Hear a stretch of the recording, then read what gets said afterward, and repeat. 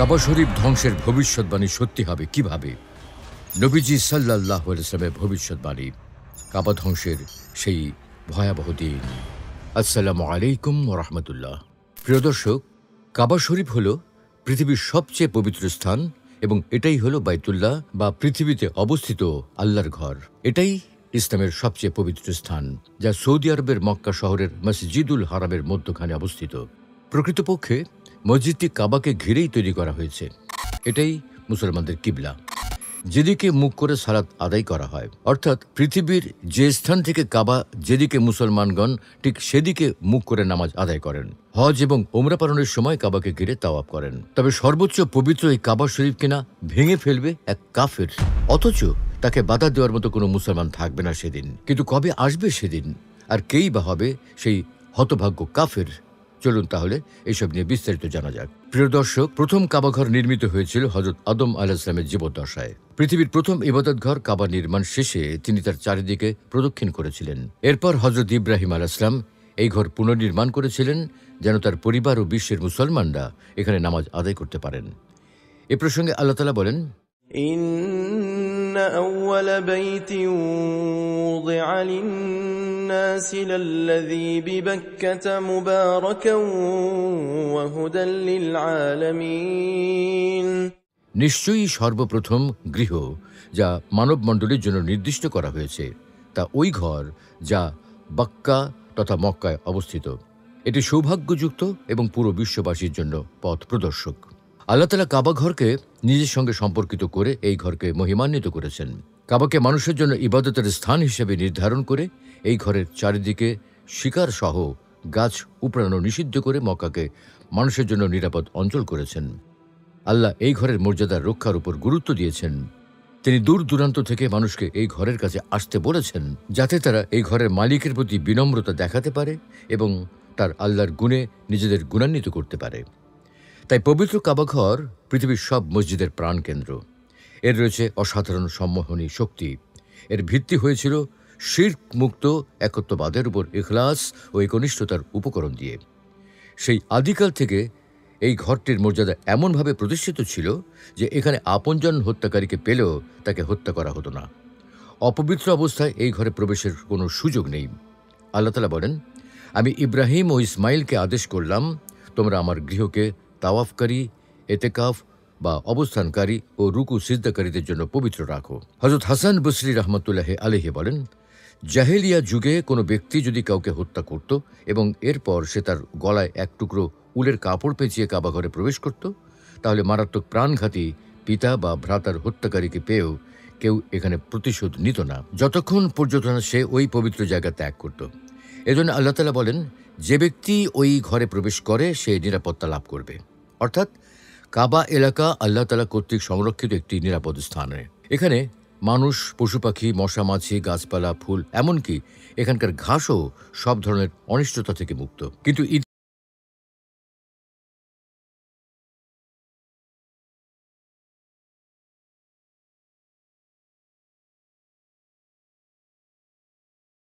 ইতিহাস ঘেঁটে জানা যায়, পবিত্র সেই কাবার উপরে ঘটেছে নির্মম আক্রমণ এবং ভবিষ্যতেও এমন একদিন আসবে যখন ধ্বংস করা হবে সেই কাবাঘর, অথচ তা প্রতিরোধ করার মতো কেউ থাকবে না। প্রিয় দর্শক, ইতিহাসে দেখা গেছে কাবা বিভিন্ন সময় ক্ষতিগ্রস্ত হয়েছে, যেমন যুদ্ধকালীন হামলা, প্রাকৃতিক দুর্যোগ, বন্যা, ভূমিকম্প, আগুন লাগা ইত্যাদি।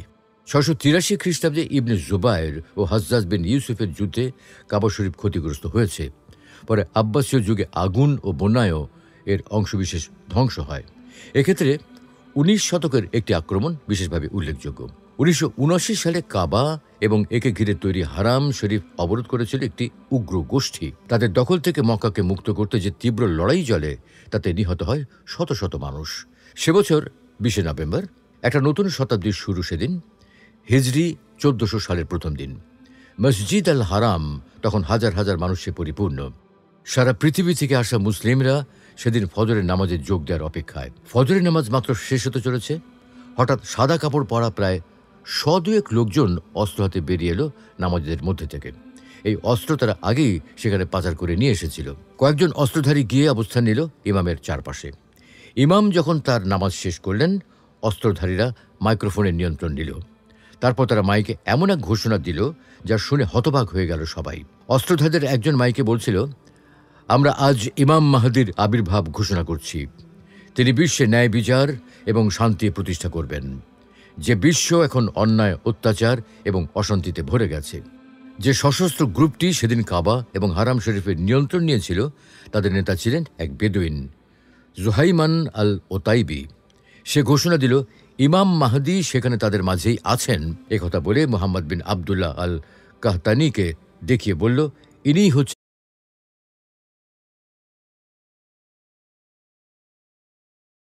ইমাম মাহদি। তারপর সে সামনে এগিয়ে আসলো এবং ইমাম মাহদির প্রতি তার আনুগত্য ঘোষণা করল। তার সাথে সাথে পূর্ব থেকে প্রস্তুত কিছু লোকও তথাকথিত মাহদির সামনে ঝাঁপিয়ে পড়ে আনুগত্য প্রকাশ করতে শুরু করল।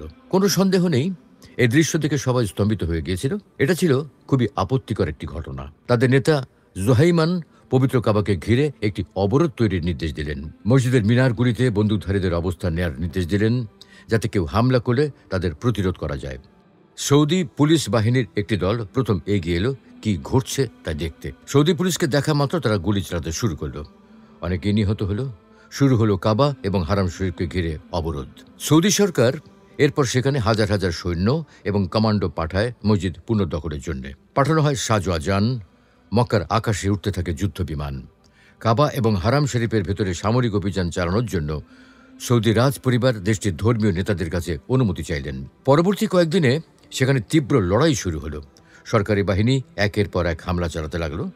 মসজিদের একটি অংশ বেশ ক্ষতিগ্রস্ত হলো। এক পর্যায়ে সৌদি বাহিনীর সাঁজোয়া গাড়ি মসজিদ চত্বরে ঢুকল। তারা মসজিদের দ্বিতীয় তলার গ্যালারিগুলোর নিয়ন্ত্রণ নিল।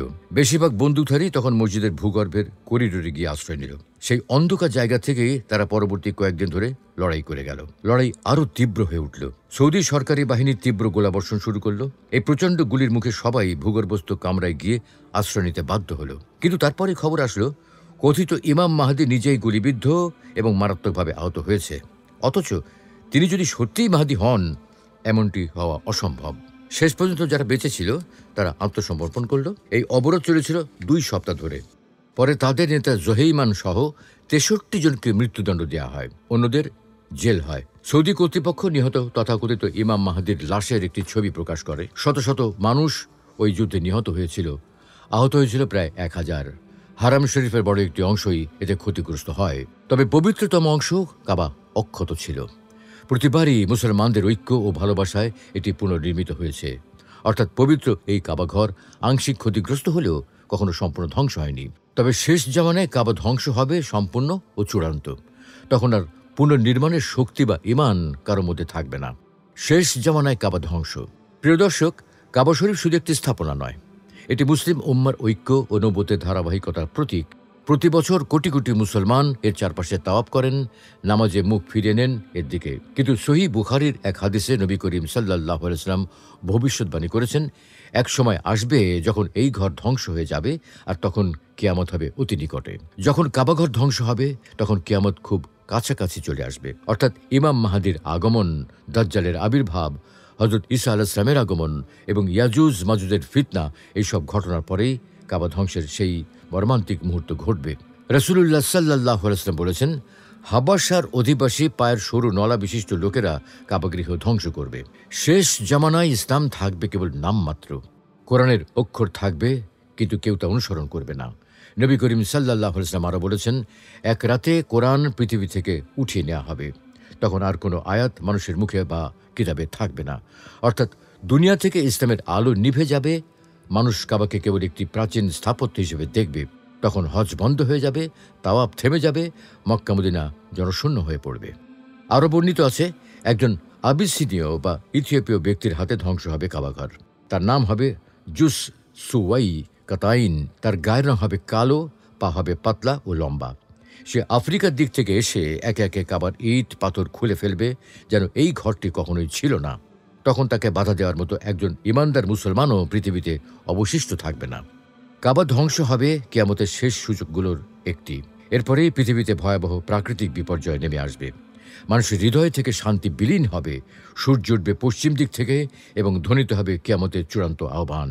ইসলামী বিশ্বাস অনুযায়ী কিয়ামতের আগে এমন একটি সময় আসবে যখন পৃথিবী থেকে ইসলামের নামমাত্র অস্তিত্বই থাকবে। পবিত্র কোরআনের অক্ষরসমূহ হয়তো কিতাবে থাকবে, কিন্তু তা জীবনে বাস্তবায়িত হবে না।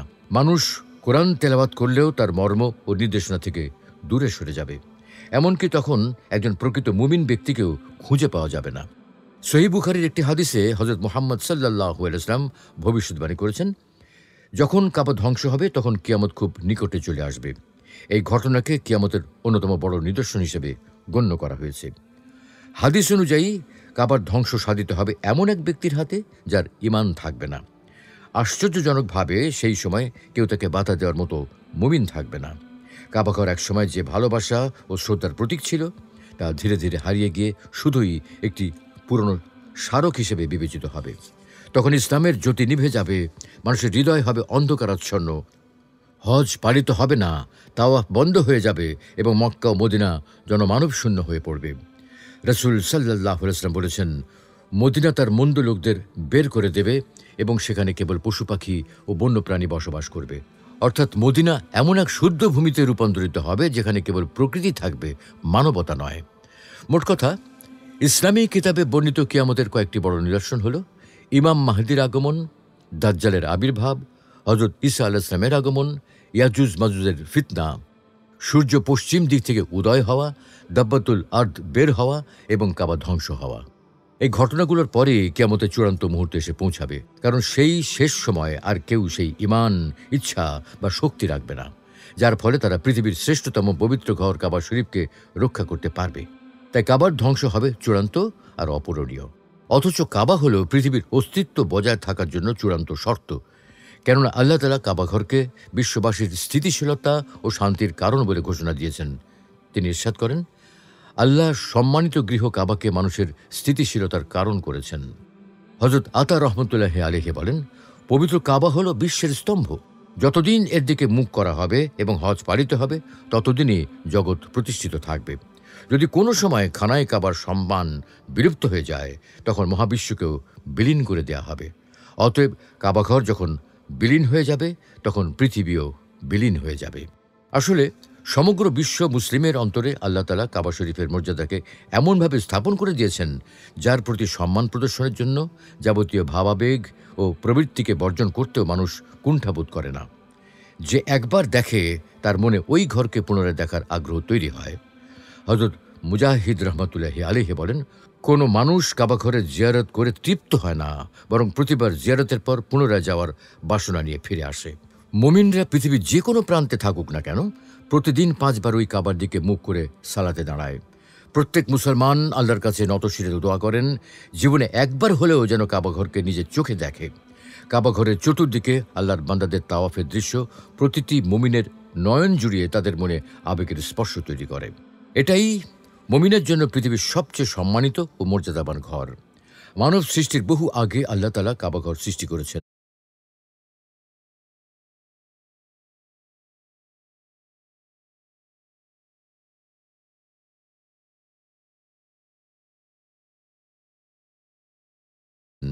এটি পৃথিবীর সর্বপ্রাচীন গৃহ। এই ঘর সৌভাগ্যযুক্ত এবং পুরো বিশ্ববাসীর জন্য পথ প্রদর্শক।